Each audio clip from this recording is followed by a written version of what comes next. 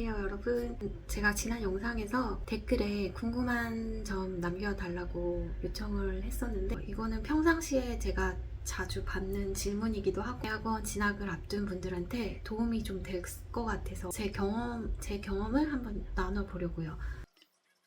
저희 부부는 미국에서 석박사를 마쳤고 학위 과정 동안 학비랑 생활비를 학교에서 모두 지원을 받아서 저희 돈은 이제 사용하지 않고 석사랑 박사를 마무리할 수 있었어요. 현재는 제가 두 번째 석사를 하고 있는데 회사에서 학비는 전에 내주고 있어요. 석사가 목표이신 분들은 취업을 하시고 회사의 복지를 이용을 하셔서 공부를 하시는 게 가장 좋다라고 말씀을 드리고 싶고요. 오늘은 풀타임 대학원생이 어떻게 학비와 월급을 받고 일을 할 수 있는지에 대해서 말씀을 드려볼게요. 대학원생은 그 연구조교, RA나 티칭조교 TA를 하게 되면 학교에서 학비를 내주고요. 주당 20시간을 기준으로 월급을 받게 돼요. 이런 조교직을 얻는 방법은 다양한데 교수님이 먼저 연락을 해서 제안을 하시는 경우가 있고 학생이 발벗고 나서서 찾아야 되는 경우가 있어요. 저는 두 가지를 다 경험을 해봤는데 처음 미국에 갔을 때는 지원을 하고 좀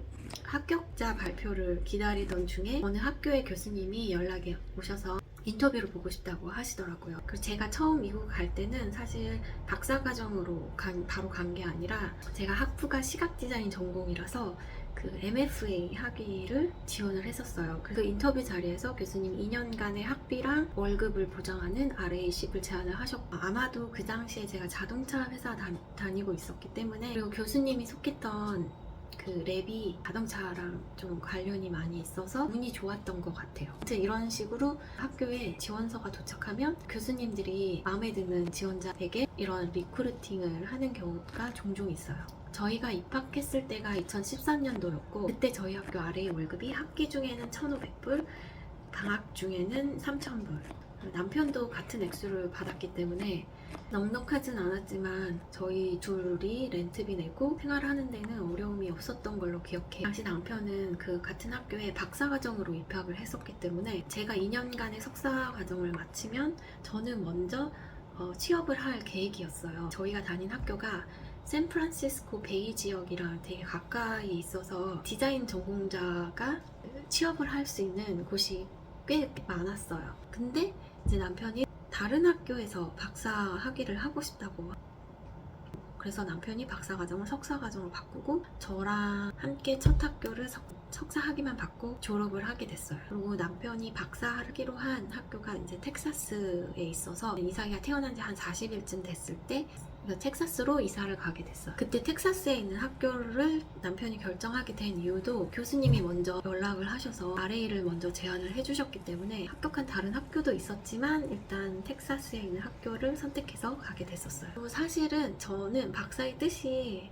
없었어요. 근데 이제 남편을 따라서 이 간 텍사스의 도시는 대학 도시라서 어떤 취업을 할 수 있는 회사가 전혀 없었어요. 큰 회사가 있을 법한 오스틴, 달라스 같은 큰 도시랑은 한 2-3시간 차로 떨어져 있었고 재택근무의 개념도 없었거든요. 제가 할 수 있는 게 남편이 다니는 학교에 다시 입학을 하는 거밖에 없어 보였어요. 디자인으로는 최종 학위를 받은 상태고 전공을 바꾸는 걸 생각을 하게 됐어요.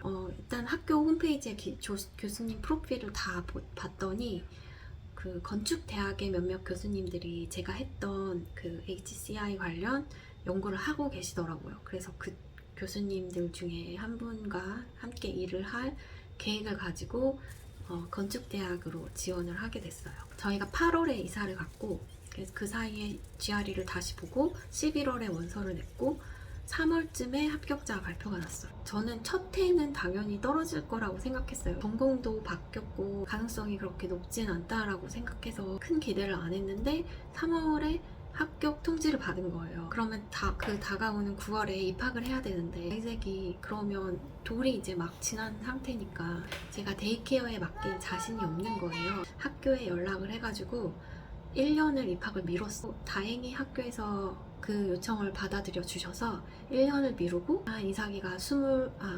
26개월 정도 됐을 때 제법 커서 이제는 데이케어 가도 되겠더라고요. 그래서 그때 입학을 하게 된 거죠. 저희 학교에는 교내 부설 데이케어가 있었어요. 그래서 제가 좀 더 안심하고 아이를 맡길 수 있었던 것 같아요.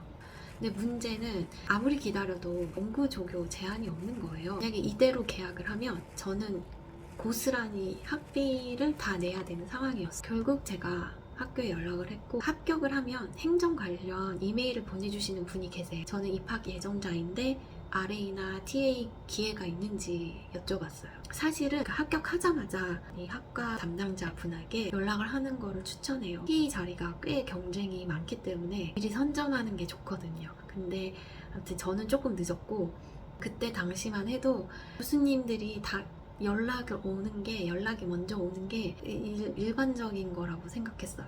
그냥 항상 그래왔기 때문에 다행히 그 건축학과에 아트 히스토리라는 과목에 TA가 있다고 하셔가지고 TA를 구할 수 있었어요. 일단은 학비를 안 내서 너무 다행이긴 했는데 계약서를 받아봤는데 월급이 900불인 거예요. 예전에 받았던 액수보다 너무 적잖아요. 그런 뭐 남편도 RA를 하고 있었고 크게 문제된 건 아니었는데 좀 기분이 나쁘더라고요. TA 일이 엄청 쉬운 것도 아니거든요. 첫 학기를 TA를 하면서 다음 학기에 RA를 꼭 해야겠다라는 생각을 했어요. 그리고 이건 꼭 월급 액수 때문만은 아니고 RA를 하면 학생한테 좀 유리한 게 이 RA 일이 곧 그 학생의 연구 성과가 되기 때문에 일석이조의 효과가 있어요. 그래서 제가 지원을 할 때부터 염두에 둔 교수님한테 이력서랑 함께 연구 기회를 찾는다는 이메일을 학기 시작하자마자 보냈어요. 그랬더니 그 교수님이 부르시더라고요. 일종의 인터뷰 같은 거를 했고 특이한 케이스긴 했는데 저를 학생으로 받아들이기 전에 테스트 기간이 필요하다고 하시더라고요. 근데 모든 교수님이 다 이렇진 않아요. 이렇게 열정페이를 요구하시진 않는데 이분은 좀 그랬던 거죠. 제가 그때 TA를 하면서 이 교수님이 시키는 여러 프로젝트 일을 했어요. 저는 다음 학기에 무조건 RA를 받아야 되니까 최대한 열심히 해갔어. 그랬더니 이제 일을 계속 주시면서 프로젝트를 한 3개 정도는 했던 것 같아요. 그때 TA를 하는 중에. 게다가 전 코스웍도 듣고 있었고 또 제가 시각 디자인 전공자니까 본인 랩 웹사이트를 만들어 달라고 하시더라고요. 그래서 그것까지 또 하고 아무튼 너무너무 바빴던 제가 돌이켜보면 인생에서 정말 바빴던 시기가 아니었나. 아무튼 다행히 그 다음 학기부터 그 교수님 밑에서 RA로 채용이 됐고 정식 학생이 됐어요. 박사 과정 통틀어서 제가 받았던 월급은 1,500불, 뭐 1,800불 2,000불 이렇게 펀딩 소스에 따라서 좀 다양했고 마지막 3년 정도는 계속 2,000불을 받았어요.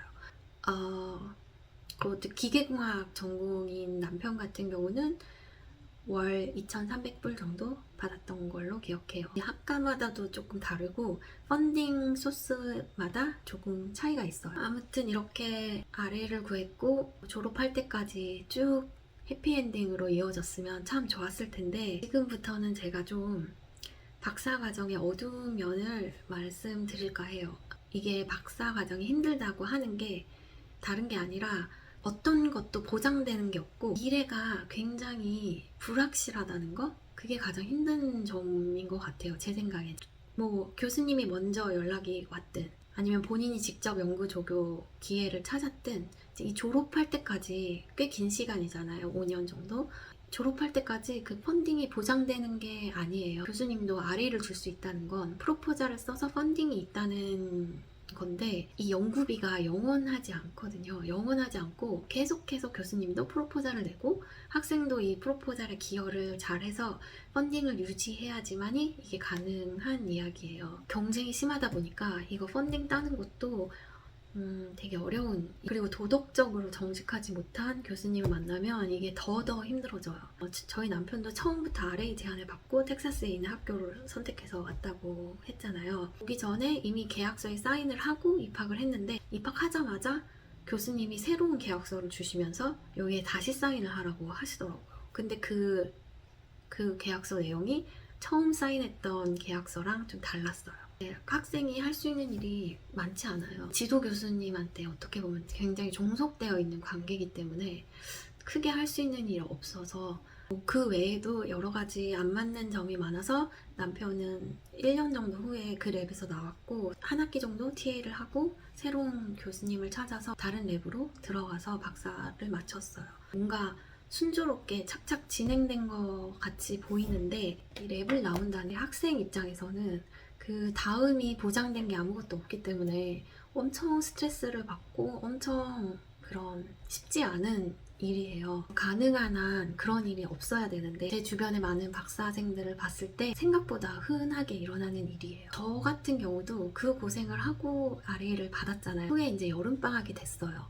보통 대학원생은 여름방학에도 일을 하니까 또 저한테 그 여름방학 동안 실험 결과를 좀 최대한 많이 냈으면 좋겠다라고 하셔서 제 몸을 갈아 넣어서 정말 많이 이제 실험 결과를 내고 있었어요. 여름방학 끝나기 한 2주 전쯤 교수님이 부르시더라고요. 그러면서 다른 주에 있는 학교에 가시게 됐다고. 그래서 제가 그 교수님을 따라가면 뭐 월급을 얼마를 주고 뭐 이런 조건을 제시하시면서 한번 생각을 해보라고 하시더라고요. 한 일주일 정도? 너무 충격이었죠. 남편도 여기서 공부를 하고 있고 아이도 있는데 제가 다른 주에 가는 거에 말이 안 되잖아요. 저는 그냥 그 다음날 따라가지 않겠다라고 말씀을 드렸어요. 근데 저 외에 그 교수님한테 여러 학생이 있을 거 아니에요. 저를 제외한 모든 학생들은 다 그 교수님을 따라갔어요. 제가 이거를 말씀드리는 이유는 그만큼 학생들한테 선택지가 없어요. 교수님이 어디를 간다고 하면 학생들은 따라갈 수밖에 없어요. 아무튼 저는 그렇게 교수님한테 말을 했고 정신을 차려보니까 당장의 문제는 2주 후면 학기가 시작되고 제가 학비를 내야 된다는 게 가장 큰 문제였어요. 그 당시 부랴부랴 이제 TA를 구하려고 학과에 연락을 해봤더니 이미 너무 늦었고 사실 좀 말이 안 되긴 하지만 2주 안에 RA를 구할 수 있다는 게 해보는 데까지 해보자라고 생각을 해서 건축대학 내에 제가 연락할 수 있는 모든 교수님한테 다 이력서 첨부해서 이메일을 보냈던 것 같아요. 수많은 무응답이 있었고 거절도 있었고요. 근데 진짜 극적으로 컨스트럭션 사이언스 학과의 어느 교수님이 저한테 RA를 다음 학기부터 주시겠다고 하셨어요. 너무 다행히도 여름방학 끝나자마자 RA를 할 수 있었고 그 고마운 교수님이 저의 지도 교수님이 되셨고 저는 그분 밑에서 박사를 마칠 수 있었어요. 일단 그 당시에는 제가 RA를 구할 수 있어서 당장에는 정말 다행이었는데 제가 속상했던 거는 그 열정페이로 일했던 첫 학기 포함해서 한 1년간의 제가 열심히 했던 결과들이 있잖아요. 뭐 실험 결과도 있고 초안까지 작성했던 저널 페이퍼도 있었고 여러 가지가 있었는데 그게 다 물거품이 되고 모든 걸 이제 막 입학한 학생처럼 새로 시작해야 된다는 게 되게 속상했어요. 뭐 랩이 바뀌었으니까 뭐 연구 주제가 바뀌는 건 어떻게 보면 당연한데 제가 그 전에 초안까지 작성한 페이퍼가 있어서 그거는 제가 마무리할 의지가 충분히 있었거든요. 그리고 그 예전 교수님과 소통하면서 충분히 마무리할 수 있었는데 그 예전 교수님의 주도하에 그게 다 그 교수님의 새로운 학생의 페이퍼로 넘어가고 뭐 여러 가지 제가 했던 것들을 정리하는 과정에서 좀 상처를 많이 받았어요. 지금은 학계에 있지 않지만 제가 학계에 있었다면 언제든 다시 만날 수 있는 사이고 그런 지도교수 제자 관계인데 그분이 저를 제자로 여기지 않았던 것 같아서 그 이후에 일어난 일들을 제가 봤을 때 그게 좀 상처가 되더라고요.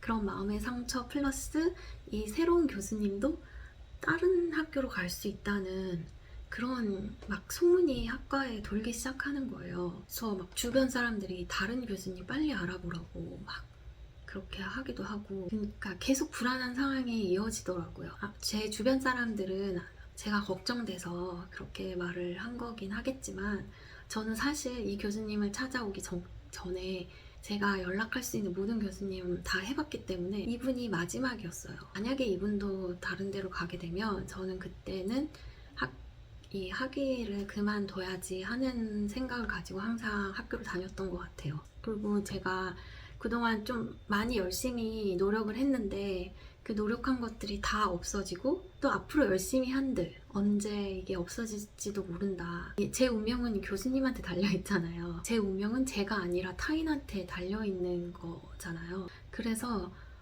제가 좀 이 시기에 방황을 했어요. 이 시점에 제가 유튜브를 시작을 했어요. 제가 유튜브 첫 영상을 올린 때가 아마 요때였을 거예요. 그 예전 교수님이 다른 주로 가시고 새로운 교수님 밑에서 이제 막 시작했을 쯤 저도 유튜브를 시작을 했었어요. 예전에 막 여기 한 부분에 쏟아부었던 거를 분산시키고 싶다라는 생각을 했던 것 같아요. 부질없다 이런. 그래서 제가 말씀드리고 싶은 건 길다면 긴 박사과정 기간 동안 그 스스로가 통제할 수 없는 변수가 무수히 많다라는 거를 말씀드리고 싶어요.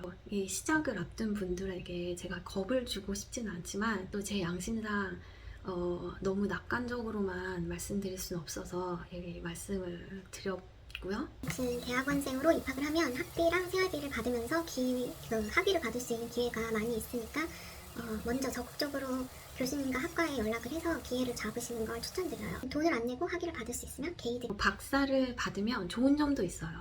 극단적인 두 가지 경우가 있는데 극으로 교만해지거나 극으로 겸손해지거나. 농담이고요. 제 생각에 박사를 전공을 하면 이 전공 지식보다도 더 중요한 어떤 능력치가 생겨요. 그게 뭐냐면 아무도 답을 모르는 문제에 맞닥뜨렸을 때 일단 쫄지 않고요. 이걸 혼자 어떻게 해서든 끌고 가는 그런 지구력 같은 게 생겨요. 물론 박사만 이런 능력을 기를 수 있는 건 절대 아니지만 그 박사 과정 동안 그런 훈련을 받을 수 있는 그런 환경이기 때문에 그 부분에 어떤 능력치가 추가가 되고요. 그런 능력을 필요로 하는 곳에서 제 생각엔 박사들이 그 빛을 발할 수 있다라고 생각해요. 이야기 들어주셔서 감사합니다.